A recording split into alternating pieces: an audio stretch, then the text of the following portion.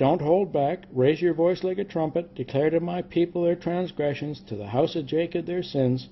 They seek me by day, delight to know my ways. As a nation that has done righteousness, does not forsake the ordinance of their God.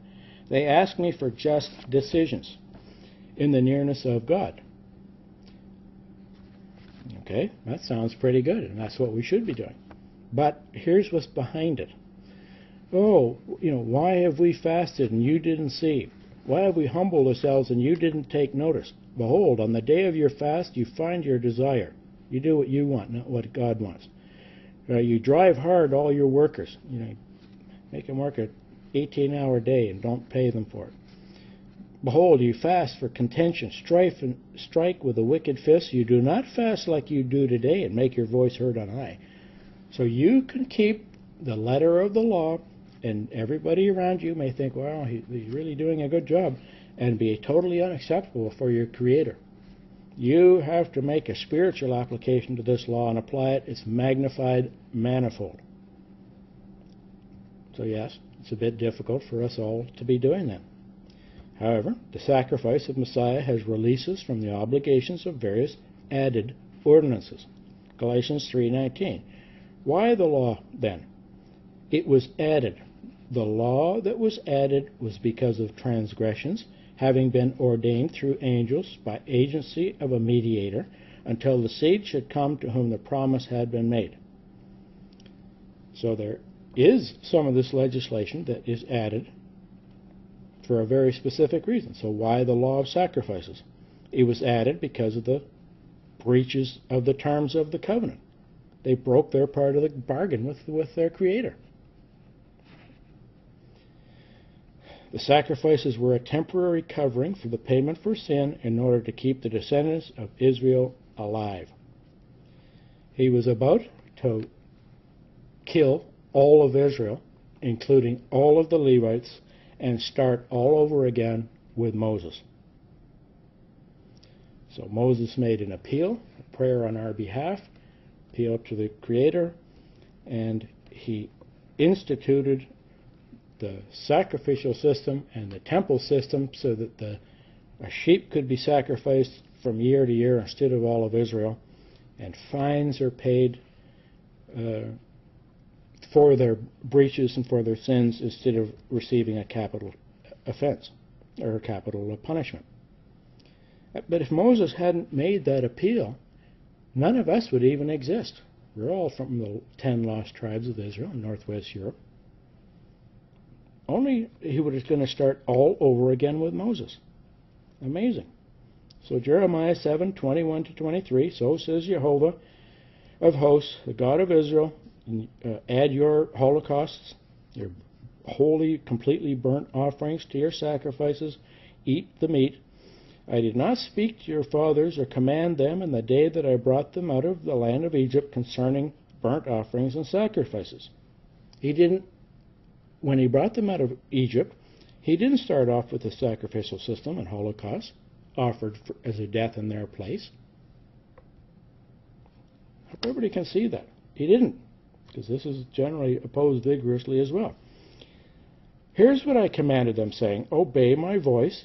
In other words, keep the terms of the covenant and the agreement that they were making with them in southern Saudi Arabia, Mount Sinai. I will be your God, you will be my people. You will walk in all the way which I command you, that it may be well with you. If we had have kept the terms of the covenant, we would be blessed and no curses. And the fact is, the peoples of northwest Europe have received a tremendous blessing on planet Earth, but because Abraham was faithful, not because we deserved it or earned it. So we've received these blessings, even though they're under assault and that type of thing. But I hope everyone can see this. The law that was added is what was removed by Messiah's acceptable sacrifice. He did not intend to do it when he brought it out, but it was initiated to keep Israel alive. It was ordained by angels through an intermediary. Acts 7:53, you who received the law, ordained by angels, didn't keep it. And there's 4 or 5 places in there where it stated that the Jews didn't keep the law. So we should be making. Some of us are descended from the man Judah. making every effort to magnify the application of the spiritual law to the letter of the law. So we have not been released from this observation in the remainder of the law. All of it was agreed to. All the people said they agreed. And you, by your inheritance, have been part of that agreement, and it was reinstituted at your baptism when you received the Spirit of God to assist you in keeping it, but to magnify how you keep it through the spiritual application.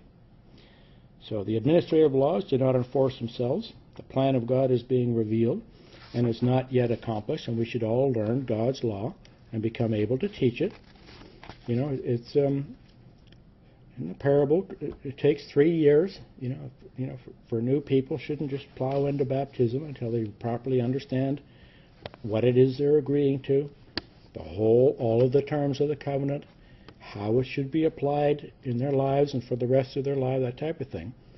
It takes 3 years. You plant a tree, 3 years to get its roots down anywhere. People should be keeping the terms of this covenant and applying it and learning it really for a good 3 years before they're baptized. And even then. The penalty for not keeping these laws does enforce itself by the lawgiver, even with genocide. The Almighty isn't opposed to genocide. It is our task to prepare for the sabbatical feasts at tabernacles, regardless of our circumstances. So let us all work hard, prepare with diligence, so that none of us will be spoken of as below. Matthew 5:19-20, whoever annuls the least of these commandments, teaches others, shall be called least in the kingdom of heaven. Whoever keeps them and teaches them shall be called great in the kingdom of heaven. I say to you, unless your righteousness surpasses that of the scribes and Pharisees, you won't even get into the kingdom of heaven. Because on the surface and through the letter of the law, they appear to be righteous, and they certainly considered themselves to be righteous, but somebody thinks they're not righteous. In fact, they think they're the enemies, as you saw through the traditions of the elders and the Jewish oral law. Absolutely condemned in Mark 7 and Matthew 15. Should have no part with it. The upcoming reading of the law of God will deal with the complete organization and scope of this law of liberty, James 1:25.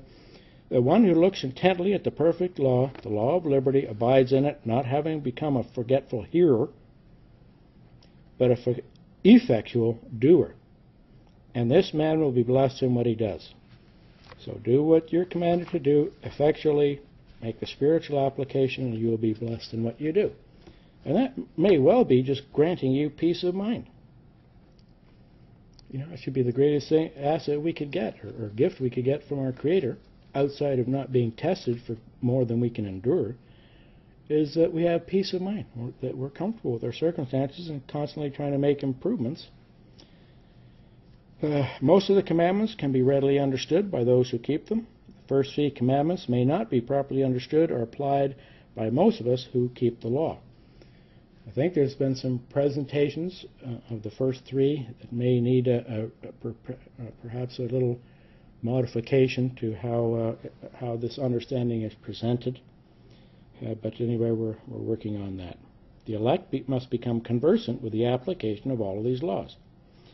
Our relationship to the one true God, the organization of His kingdom, the individual and the family, our relationship to our neighbor, management and labor, property obligations, prohibition on the compounding of debt and usury, jurisprudence in all of its aspects. You know, you make judgments every day of your life. Laws of health and wealth, the first and second covenants. So the letter of the law and a spiritual application of the law, the king's instruction to his cabinet. Matthew 5:17, don't think I come to abolish the law or the prophets. I did not come to abolish, but to fulfill them. For surely I tell you, unless the heaven and earth pass away, not the smallest letter or stroke must pass from the law until all is accomplished. It's pretty clear. Deuteronomy 29:29, the secret things belong to Jehovah our God. The things revealed belong to us and to our